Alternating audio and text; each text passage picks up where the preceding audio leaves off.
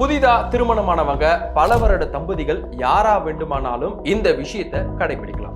திருமண வாழ்க்கையில பணத்தை சரியா கையாளும் பொழுது அது உங்கள் வாழ்க்கையை மட்டும் இல்லாம மொத்த குடும்பத்துக்கும் வலு சேர்க்குது. முதல் விஷயம், தவறா மதிப்பிடாதீங்க. குடும்பத்துல ஒருவர் அதிகமா சம்பாதிப்பதால் அது மற்றவர் மதிப்பை குறைக்க கூடாது. அதிகம் சம்பாதிப்பதால் ஆதிக்கம் செலுத்த நினைக்கவே கூடாது.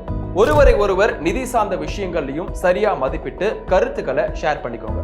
பணத்தை விட அதை கையாளும் பொறுப்பு பெரியது அப்படின்றத நீங்க கண்டிப்பா தெரிஞ்சிருக்கணும்.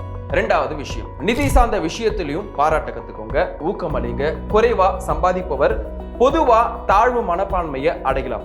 அதை உடைக்க உதவி செய்யுங்க. அவங்களின் சேமிப்பு முயற்சி, நிதி பங்களிப்பை பாராட்ட கத்துக்கோங்க. நீ இல்லை என்றால் இது சாத்தியம் இல்லை அப்படின்றத உணர்த்துங்க. அவர் கூடுதலாக சம்பாதிக்கவும் நீங்க ஊக்கமளிக்கணும்.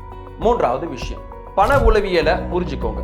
ஒருவரை ஒருவர் நிதி ஏற்றத்தாழ்வுகளை சந்திக்கும் போது மற்றவர் உதவி செய்யணும். தனிப்பட்ட செலவுகள் போக உங்கள் பணம் என் பணம் என்று பெரும்பாலானவற்றை பிரிப்பது ஆரோக்கியமானது கிடையாது. எந்த கடுமையான சூழலிலும் பணத்தை காரணமாக காட்டி மற்றவரை குறை கூறக்கூடாது. நான்காவது விஷயம், சேர்ந்து செலவு பண்ண கத்துக்கோங்க. சேர்ந்து சேமிங்க. சேமிப்பது, செலவு செய்யறது எல்லாத்தையும் சேர்ந்து திட்டமிட்டு சேர்ந்து செலவு செய்ய கத்துக்கோங்க. இதுல ஏற்படும் இழப்பு வருமானத்திற்கு சேர்ந்தே அப்படின்னு நீங்க பொறுப்பெடுத்துக்கோங்க.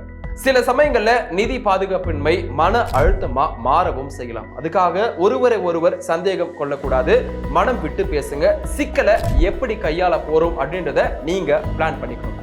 இப்போ நான் சொன்ன எல்லாமே தம்பதிக்குள் நல்ல பிணைப்பை ஏற்படுத்தும். உங்க அனுபவத்துல நீங்க கத்துக்கிட்டதை மற்றவர்களுக்கும் கமெண்ட்ல சொல்லுங்க.